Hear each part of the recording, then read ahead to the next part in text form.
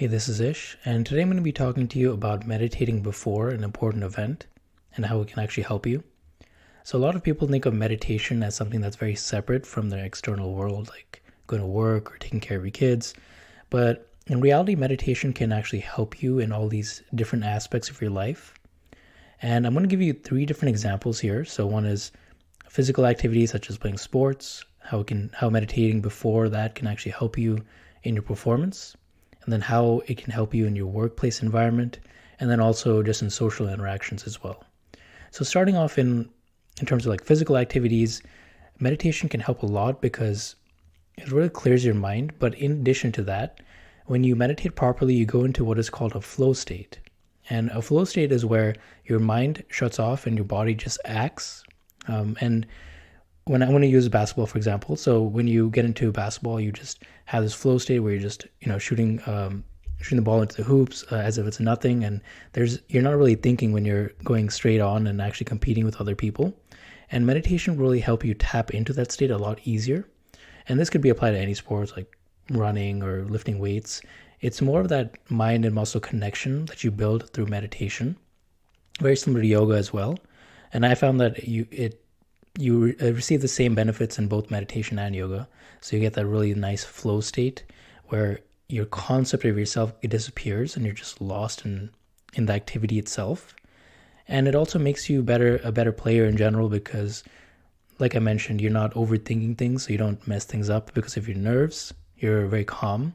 And when you're in a state of calm, you accomplish a lot more because you're not panicking or self-sabotaging.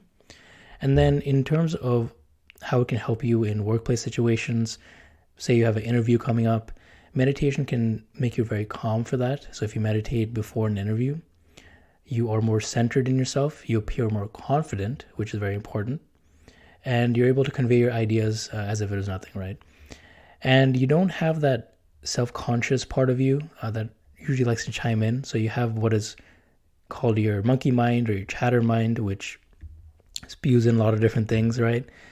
And with meditation, what it does is it quietens this part of your brain. And there's a part of your brain is called a default mode network. And this is responsible for just like your mindless chatter. And meditation actually quietens this down. And in long-term meditators, this part of the area in your brain actually shrinks a lot. So meditation has a good effect on that. So anytime you're in a very stressful environment for work or you have an upcoming deadline, meditation can not only help you deal with your thoughts that obviously cause you a lot of stress, but it helps you with those challenges as well. And that's why I like meditating before going to work. And then in terms of social relationships, meditation can help a lot. So say you have an event coming up with your friends, or maybe you have a date coming up, meditation will help you, again, quieten those self-conscious thoughts that you have. It'll allow you to be in the moment where you're connecting with other people.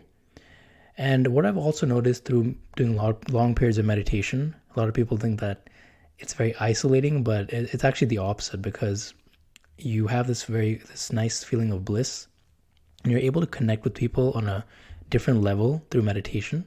It makes you a better listener. So if you notice when people that meditate a lot, they're able to just sit back and listen to you and bring that full attention. And you'll realize the power of presence once you actually meditate or you hang out with people that meditate, because you'll notice that the quality of their attention is a lot different. So when people who don't meditate, they kind of have scatterbrain, right? They're on their phone while they're talking to you, or they're just, not even paying attention to you. But you'll notice after a period of meditation, whether it's yourself or another person that you're talking to, they're very present with you. And one thing I've noticed a lot is the eye contact comment. So people that meditate will give you a little bit more eye contact. And that's a good thing because it's a sign that you're actually listening to the person in front of you. So these are all just a couple of different examples of how meditating before an event can actually help you in these different scenarios. But obviously you can come up with a lot of different, ideas like driving or cooking, or meditation can help with all of that. And it actually amplifies whatever you're doing. So it'll actually make you better in whatever activities you're doing. So that's like the power of meditating before an important event. And as a bonus, I'm going to tell you to meditate after an event too, if you have time. So going back to these examples, if you meditate before a basketball game or lifting weights or going to the gym or whatever the case is, something physical, you'll get into that flow state. But number two, when you meditate afterwards, what this does is that it reduces the attachment that you have with this particular activity. So if you're playing a competitive game like wrestling or boxing or basketball, right, and you lose that competition, well, now you're kind of angry, right? Well, with meditation, it'll actually blunt the blow of losing. And if you do win, it'll actually reduce the attachment as well. So you're not as needy for it to occur again. So you're fine either way, whether you win, whether you lose, that's fine. And it teaches you to reduce your level of attachments. And same if you go to this interview and you actually bomb. Well, meditation can be good because you're able to kind of let the emotions, that sinking emotions, let it go and just be with yourself. Same with social relationships. Sometimes someone just doesn't get you and things don't go well. Well, you're not taking it as personally because you can sit through and meditate through it. So this works in a lot of different ways, because when you meditate after an event, you reduce that importance that you have, so you're not as needy for that outcome. So if that date went really well, now you're not clinging for the next date, or that interview went poorly, you're not like clinging or needing for that interview to work because you're fine with who you are as a person.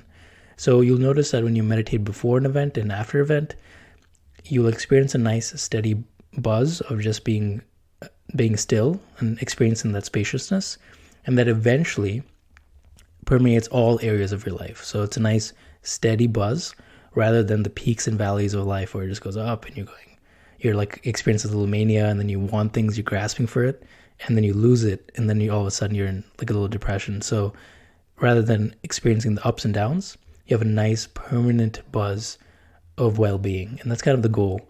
So when you do this is actually like a reflection of life in a sense, because now you're training yourself to be cool with the good sides of life, of your upcoming event, and also the potential downsides, and just being fine with both. And eventually, after doing this practice, you'll experience just an overall buzz, like I mentioned. So I hope this helps and you take this into consideration. Thanks.